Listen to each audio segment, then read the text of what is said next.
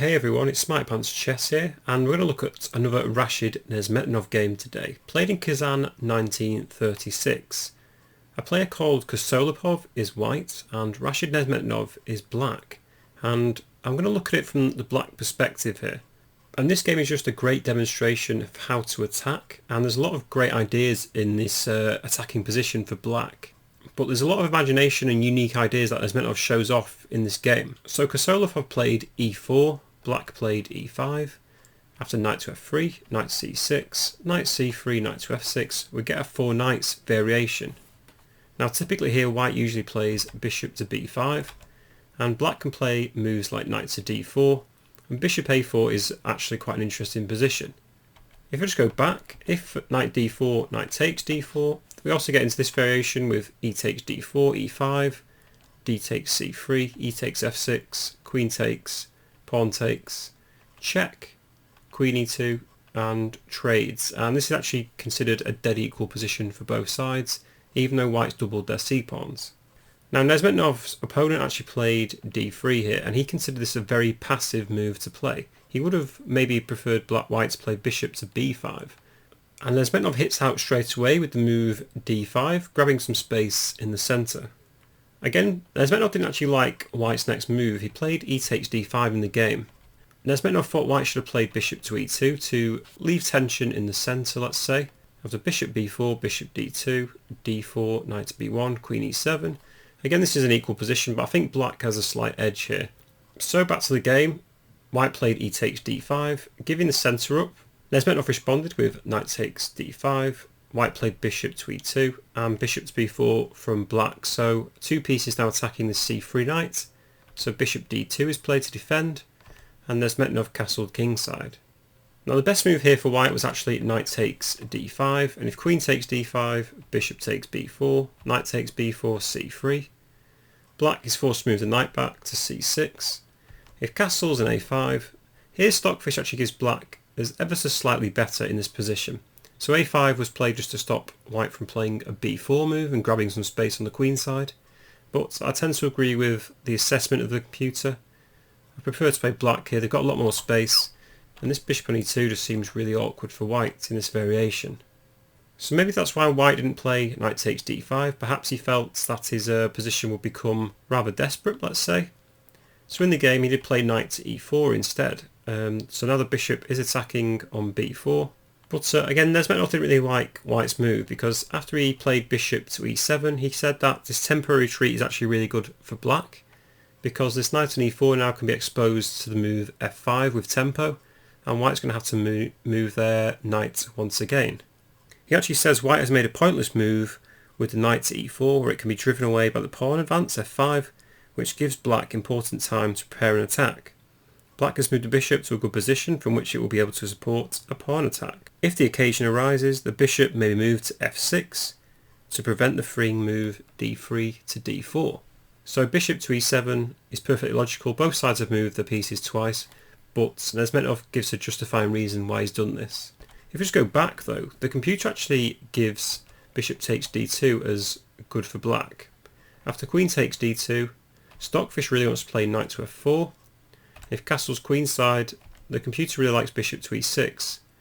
Now it seems to really like black's pieces here. After a3, rook e8, h4, f6, rook to g1 and b5. It really likes black's position. It feels like it's getting an attack. Even after g3, knight takes e2, queen takes e2, bishop g4. Stockfish gives this as plus 1.5 to plus 2 for black here. I guess the point is that knight d4 is coming, and white's under a lot of pressure on these white squares. But back to the game. So Nezhmetdinov just played bishop to e7, white castles kingside, and of course black plays f5, kicking this knight away to g3. However, again, Nezhmetdinov criticises white's move. He feels that this knight to g3 move is going to become a target for black's attack. Knight c3 he felt was better, but even so, black can play bishop to e6, after takes, and c4, let's say, bishop to f7, bishop c3, bishop f6. It seems as though black's position's really good again. They've got nice control of the centre, and I guess black might play queen to e7 and then maybe rook a d8, and they've got a very nice outpost for their knight if it ever comes to it. And again, this bishop on e2 is just incredibly awkward for white to deal with. But back to the game. So Kosolapov played knight to g3, and now Nezhmetdinov went in for the attack. g5, pawn storm on the king's side.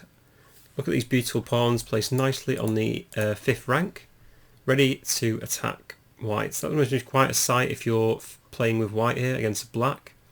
Just an array of pawns coming your way. So white played knight to e1. I think the reason was because black's going to play g4 at some point, and so white's just anticipating this, play knight e1 first. And the plan for white now is to play the move c3, knight c2 and d4 to get some sort of foothold in the centre for white. Nezhmetdinov played knight to f4, attacks the bishop on e2, gets another piece into the attack. If white takes this off, then black can just take with the g-pawn. After knight h5, bishop d6, black's preparing to put their queen in on g5.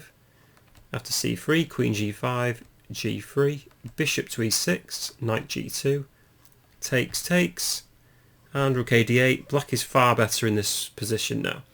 All the pieces are in dynamic, great positions, and suddenly some move like e4 could come where the rook is now x-raying this queen on the d file. So black's got a very good attack. So of course white doesn't really want to take this knight off, it just leads to a disaster for white. Instead they played the move f3, and again Nezhmetdinov is really critical of this move. I actually think it's a terrible move as well.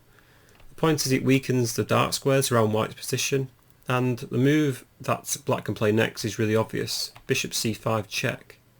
Queen d4 check was also an option, because after king h1 black can just win a pawn with queen takes b2, and rook b1 just succumbs to queen takes a2, so pick up some other pawn. The point is that the bishop is still on c8 protecting this b7 pawn, so this rook b1 idea doesn't really work.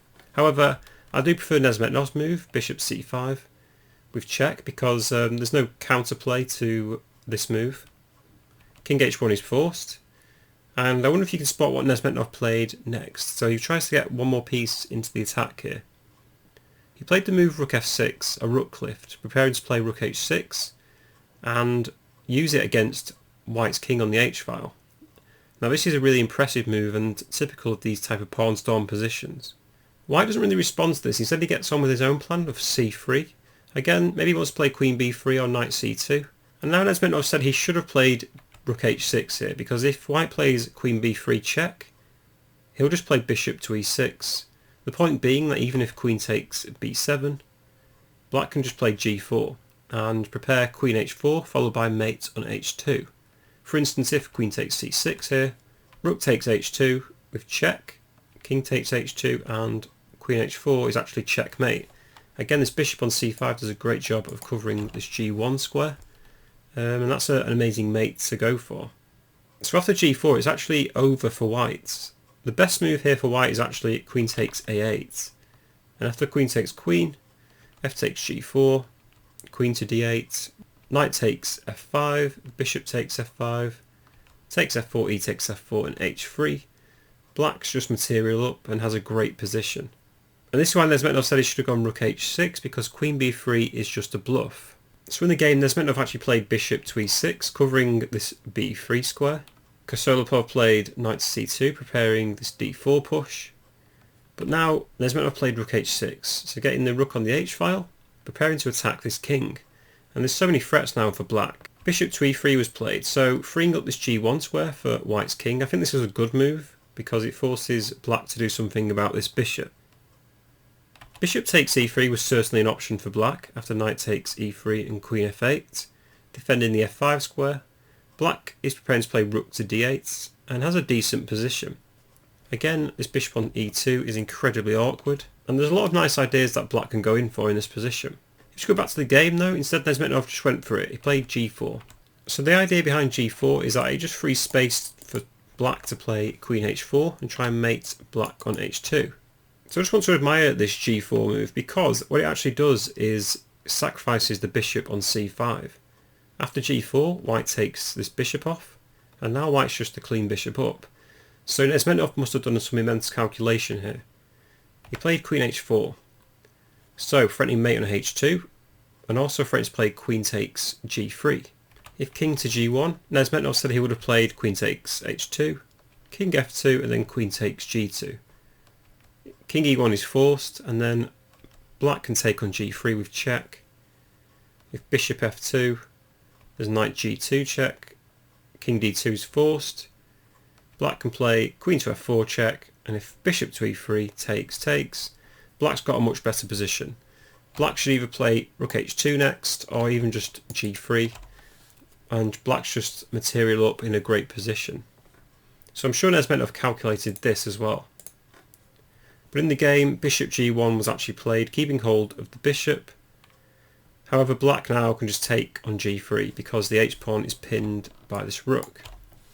So at least black's got the piece back with an incredible attack still to come. And now the queen and the knight come together to threaten mate on g2, so white's got something to do here to protect this. So how can white defend this position? Rook f2 was an option, but then black can play rook takes h2 with check, bishop takes h2 is forced, and then just play queen takes f2.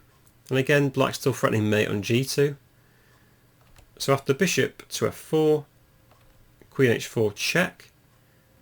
If bishop h2, black can be really sinister here and play g3, threatening mate on h2. Queen g1 is the only way to defend this.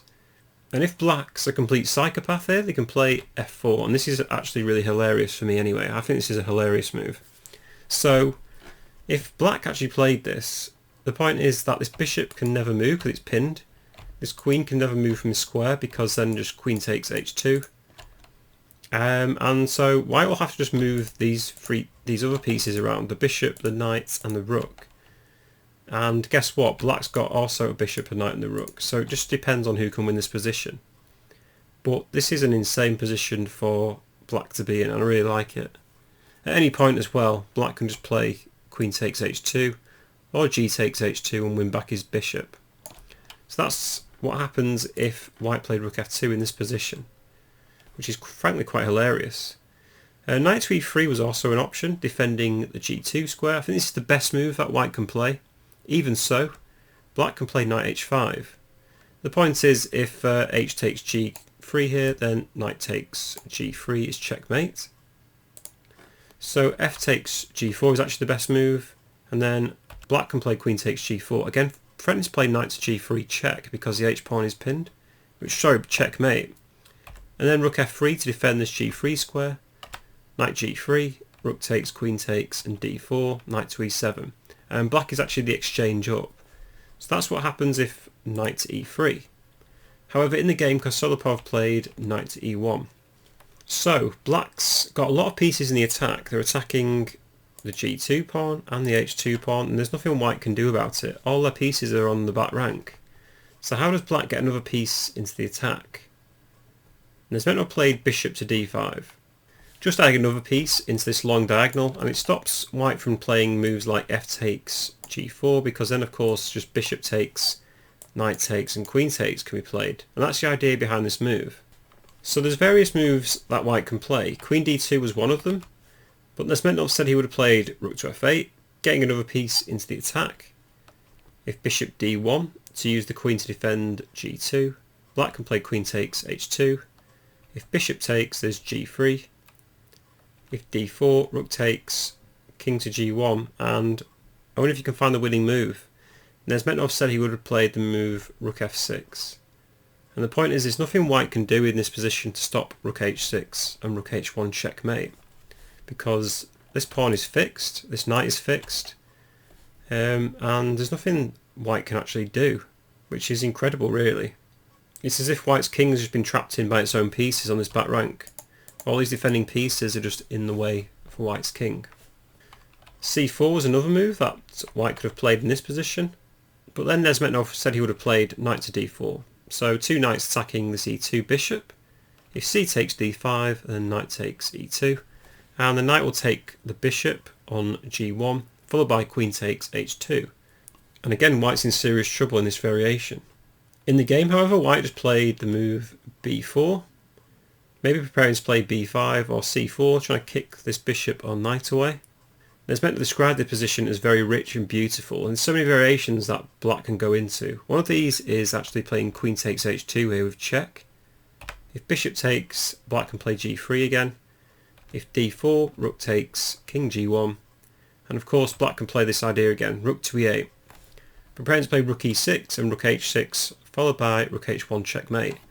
And again, there's nothing white can do because there's no way to manoeuvre this rook away, and this pawn and knight are just fixed on these dark squares. An incredible position to be in. So after b4 in the game, Nezhmetdinov played knight to h5. Again, the point is if h takes g3, knight takes g3 is checkmate. If f takes g4, then black can play queen takes g2, and if knight takes g2, there's knight g3, checkmate again. And if white goes bishop to e3, then Nezhmetdinov would play f4, attacking the bishop. If f takes g4, again we can play queen takes h2 with check, king takes, knight g3, check from the rook on h6, king g1, and f takes e3. Threatening to play rook h1, checkmate, and again there's nothing white can do about this move. So an immensely rich and attacking position for black. In the game, however, white played bishop to f2, attacking the queen on g3. Possibly the best move that white can play in this position. Nezhmetdinov put their queen back, maybe preparing moves like knight to g3 once again, or even just g3. If king g1 here, black can play g3. If takes, knight takes, threatening to play rook h1 checkmate. Bishop takes g3, queen takes g3.